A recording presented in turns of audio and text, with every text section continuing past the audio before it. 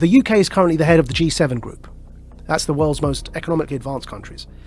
And the UK currently chairs the G7 group. Our Chancellor, who does our economy, called Chancellor of the Exchequer, his name's Rishi Sunak. He put out this video saying that what they want to do is bring in this thing called the central banking digital currency.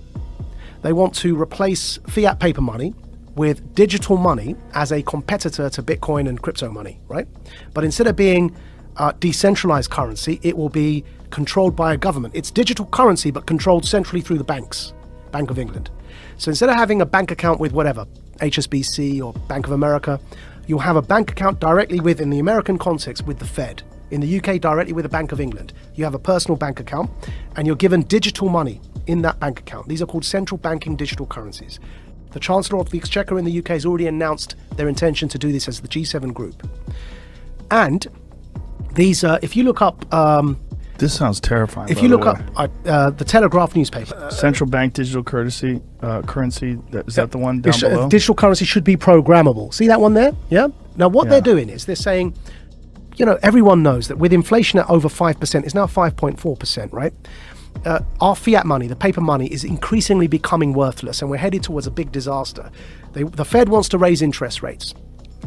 But we're in so much debt that if you raise interest rates, people are going to suffer because everyone, we're living on debt as Western economies.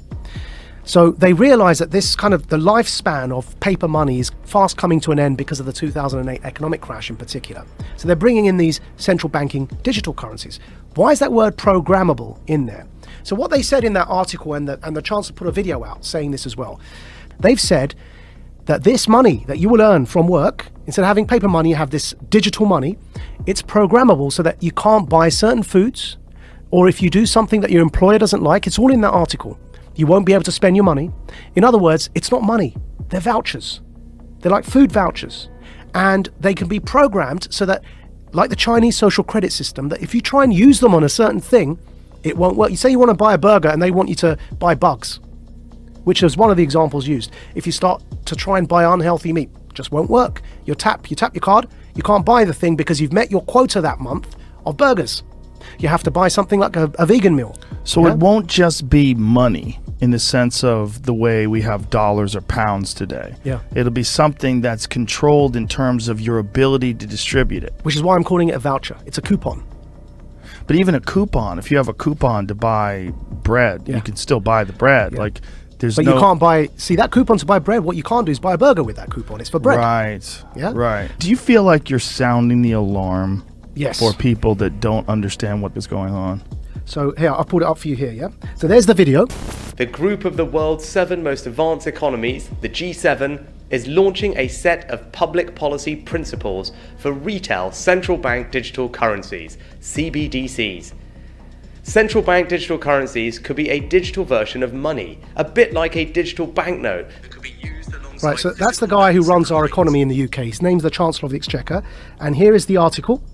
Bank of England tells ministers to intervene on digital currency programming, yeah? And here's a quote from the article. Digital cash could be programmed to ensure it is only spent on essentials or goods which an employer or government deems to be sensible. Holy shit. I'm going to take it one step further for you, Joe, right? So the checkpoint Charlie exists everywhere.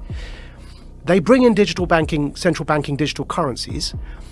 You've got a scenario now that you're checking in and out everywhere you go using vouchers that are programmed and you can only spend where you're told you can spend them. For that, man. That's called the Chinese social credit system. So what they are telling us, and when I say they, who's they? People in power. That's the head of our economy, the Chancellor of the Exchequer, second most powerful person other than the Prime Minister and maybe the Foreign Secretary in the UK, right? He's telling us, I just played it there for you, he's telling us that's what he, as the UK, the head of the G7, want to bring in for the G7. And if I'm speaking to you the way I'm speaking now, and my employer or government, you heard that in the quote directly, yeah, deems me as saying or doing something inappropriate, suddenly I can't actually pay to come here and speak to you anymore. My digital currency won't even pay for the ticket because it will be known that I'm coming to speak to you. Sorry, your vouchers don't allow you to purchase that ticket to go and speak to Joe. And this is where we get into the kind of censorship that we see in social media that is not, you can't have that kind of censorship with the First Amendment in normal discourse. But you can have that kind of censorship if you've developed a digital platform that distributes information, but it's a private company. Yeah. So think about what money is, where you can spend it on whatever you want, versus this digital currency, which is essentially controlled in a sense. Yeah. Like you have free speech on Twitter, but you really don't. Yeah. Because if you go too far or you talk about something that they don't find appropriate, they'll just ban your account. That could be what we're looking at in terms of what we think of as free speech being social media platforms, could be what we think of as your free range ability to buy whatever you want with whatever money that you've earned. So what's going on here, right? What's going on here is with this central banking digital currency, if you get to that situation where you end up with the Chinese social credit system in the West, why would anyone want to do that, right? I believe we're in a moment of the Gutenberg press. Go back to when the printing press was invented. Technology disrupts power structures. It always has. Printing and its invention was a new technology. What happened when they invented the printing press? The power structures who up until that point were reading the Bible for you and were telling you that you've got to pay this priest X amount of favors and he'll forgive you your sins. And that became a bribery system, right? Which is what Martin Luther was so upset about when he pinned his thesis to the wall. The printing press disrupted that power dynamic because people could read the Bible for themselves. And they began realizing that the power structures were manipulating what was written to control people. Now, nobody in hindsight is going to argue that printing and its invention is a bad thing for humanity. But at the time, it led to war. It led to the 30 Years' War in Europe. Because it disrupted power so much that people began rising up, and it led to this 30-year period of war, which eventually led to the Reformation, and the rest is history, right? What's today's Gutenberg press? The internet. The decentralization of information, and then because of that, the decentralization of currency in the form of crypto is disrupting power. Because the way that after the revolution of the Reformation and the printing press, control was still possible, though obviously not to that level, which is why we no longer have those absolute monarchies.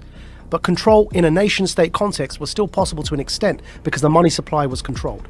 Now what's happening is that the invention of the internet, with the decentralization of information, and in particular here the decentralization of currency in the form of cryptocurrencies, is disrupting those power hierarchies, and it's leading to this conflict now. And we're in a moment when the printing press was invented, the powers that be needed to try and hold on to that power as the 30 Years' War kicked off. They eventually lost it, but to hold on to it they became very brutal because they were losing their grip on power.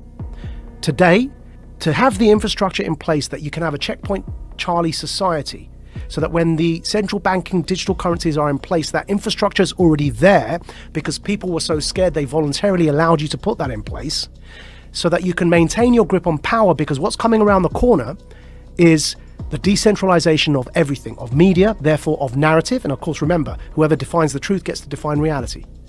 Decentralization of the economy through crypto. You no longer have the power to define the story and control the money supply. So the powers that be, who are losing that power, need to clamp down. They're clamping down on their own children, because we are people who are born of the West.